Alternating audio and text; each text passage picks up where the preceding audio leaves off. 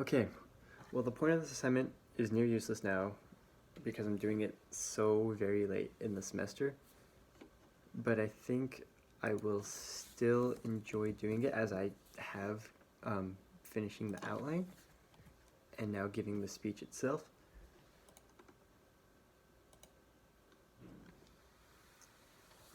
I don't generally enjoy talking about myself in front of really anybody. It's like almost like a sense of being arrogant, and I would like to consider myself a relatively humble person. I keep to myself quite a bit, but I do know more about myself than anyone else knows about me, so it should make this assignment a lot easier.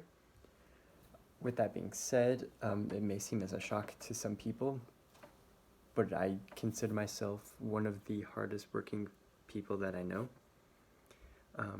Knowing that it might be a hypocritical thing to say right now, having to do these assignments for this class so late in the semester when they were due many months ago.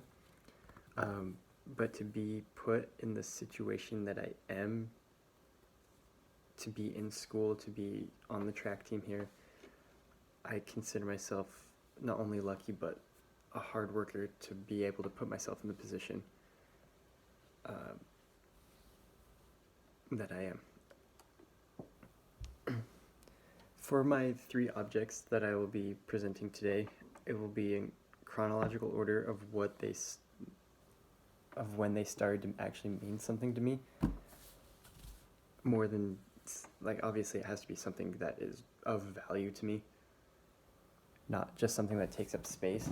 So for the first item, I've got my go-to pair of running shoes. They are the New Balance Zonte Pursuit.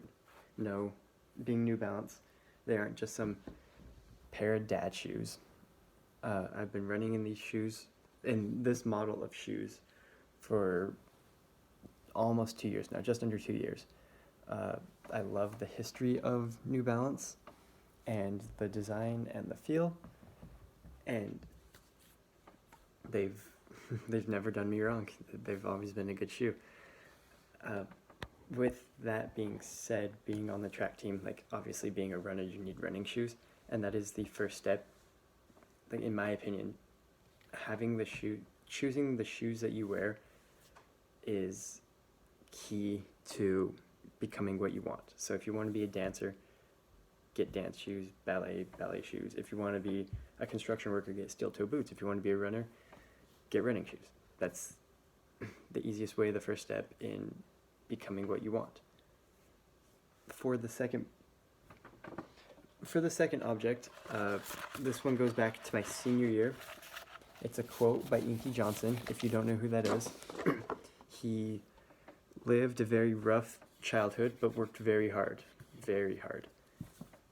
He got a full ride scholarship to the University of Tennessee, barely made the starting squad, barely played his freshman year at Tennessee, and then sophomore year he was a starter. Junior year he was supposed to be a first round pick, so it's a big deal, especially him. He was a defensive back. So this quote says, I think it's like this: commitment.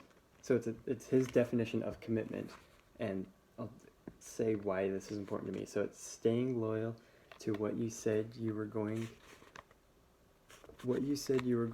to do long after the mood you said it in has left you. I don't know if you can read that. It might be backwards because it's a vinyl, so it's supposed to be like a poster. But that quote, I found it my senior year.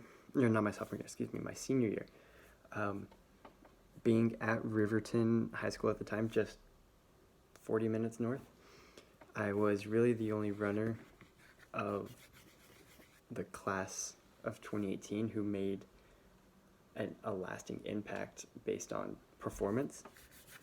So I had to do a lot of runs and a lot of workouts on my own, so that was the quote that got me through a lot of those hard times. And for the third point, it's a plant. So it's called a spider plant. Looks kind of weird. I don't know if you can still see me, but it's really good. It's really efficient at producing oxygen. I just, this whole semester being depressed and not wanting to do anything, it really gave me new life when I saw that there was a new growth coming from the plant, and turns out that with that plant, the growth was a lot. Like, how much it actually grew was crazy to me.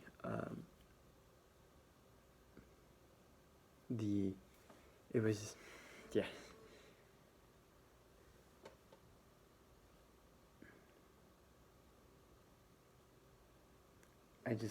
It just made me realize that a plant living in my bedroom on my nightstand that never gets like fresh air, to so to say, can still blossom and grow. And I just applied that to myself, in that I've been through shit this semester, being sick and injured and really being sick, that I can still come out of it a new person, or stronger than I was before.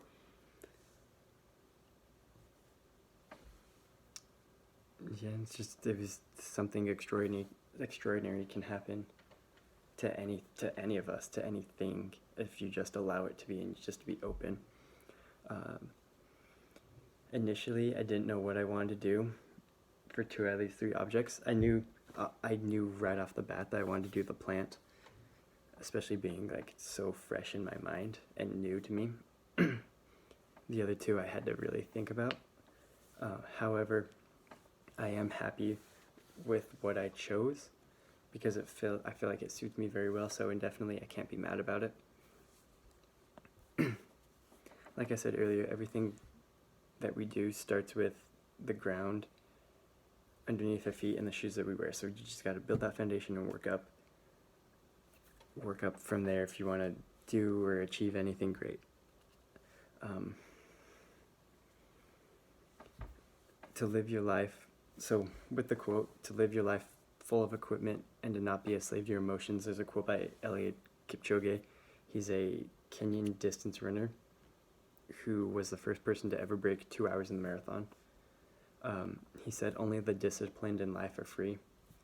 To not be a slave to your emotions. So that's basically what that means. The importance of a new beginning. Every day you're allowed a new beginning. When you wake up, that doesn't matter as much as how you choose to go about that day, who you choose to spend that day with, and how and what you choose to do with the precious time that you are given.